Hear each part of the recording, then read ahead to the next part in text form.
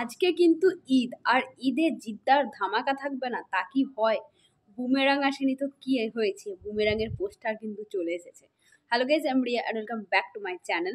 তো ফাইনালি কিন্তু আজকে ঈদ মুবারক, এবং আজকে কিন্তু এসে গেছে বুমেরাং এর পোস্টার। কেমন হয়েছে পোস্টারটা তোমরা হয়তো ইতিমধ্যেই সকলে দেখে নিয়েছো পোস্টারটা। তো আগে তোমরা কমেন্ট করে বলো যে পোস্টারটা তোমাদের কেমন লেগেছে। জাস্ট মারাত্মক লেভেলের কিন্তু একটা পোস্টার হয়েছে, এবং আমি এটা বলতে পারি যে এর আগে বাংলা সিনেমার ইতিহাসে এইরকম একটা সিনেমা কিন্তু হয়নি, যেটা জিদ্দা কিন্তু ফার্স্ট টাইম আনছে। এরকম সিনেমা কিন্তু মেনলি বলিউড বা হলিউডে দেখতে পাওয়া যায়, এবং টলিউডে এই ধরনের সিনেমা, এই ধরনের চিন্তা ভাবনা, এই ধরনের একটা যে চিন্তা, সেটা কিন্তু কোনো দিন কোনো পরিচালকের মাথায় আসেনি।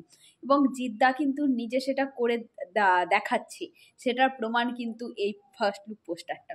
তো এখানে কিন্তু আমরা দেখতে পাচ্ছি যে একটা উড়ন্ত বাইক, যেখান থেকে জিদ্দা কিন্তু আহ, মনে হচ্ছে যেন নিচে কাউকে একটা সে টানছে, এরকম টাইপের দেখাচ্ছে। এবং পেছনে দেখো একটা হেলিকপ্টারও দেখা যাচ্ছে। এবং বাইকটার ডিজাইনটা জাস্ট দেখো তোমরা।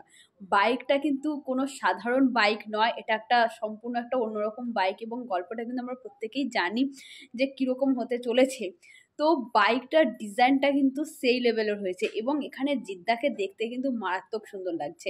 তোমরা হয়তো সকলেই দেখেছো যে জিদ্দাকে দেখতে ভীষণ সুন্দর লাগছে, এবং এই বাইকটার সাথে জিদ্দার যে ফেস, জিদ্দার যে লুকস, জিদ্দার যে বডি স্ট্রাকচার দুর্দান্ত কিন্তু মানিয়েছে।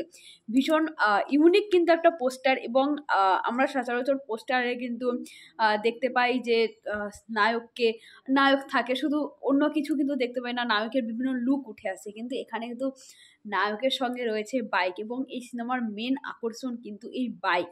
এবং এটা একটা অন্য ধরনের সিনেমা হতে চলেছে, বুমেরাং। এটা কিন্তু সাধারণ কোনো কমার্শিয়াল সিনেমা বা যেরকম একটা লাভের সিনেমা হয় সেই ধরনের কোনো সিনেমা নয়, এটা সম্পূর্ণ একটা অন্য রকম সিনেমা। এবং তার পরিপ্রেক্ষিতে কিন্তু এই বাইকটা, এবং বাইকটা সম্বন্ধে যা শুনেছি, এই বাইকটা বানাতে কিন্তু প্রচুর প্রচুর টাকা খরচ হয়েছে। একটা বাইক বানাতে যদি এত টাকা খরচ হয়, তাহলে সিনেমাটা তৈরি করতে কত টাকা খরচ হচ্ছে। সুতরাং আমরা বুঝতেই পারছি, আমরা কিন্তু সম্পূর্ণ একটা পুরো অন্য ধরনের কিন্তু একটা সিনেমা পেতে চলেছি জুলাই মাসে। এবং ঈদে কিন্তু সেই ধামাকাটা চলে এলো হঠাৎ করেই, কিন্তু 10টার সময় কিন্তু জিদ্দা পোস্টটা করেন।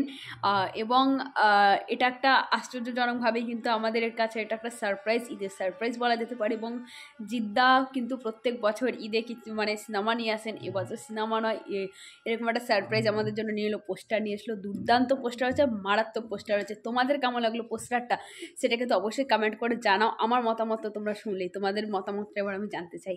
টাটা।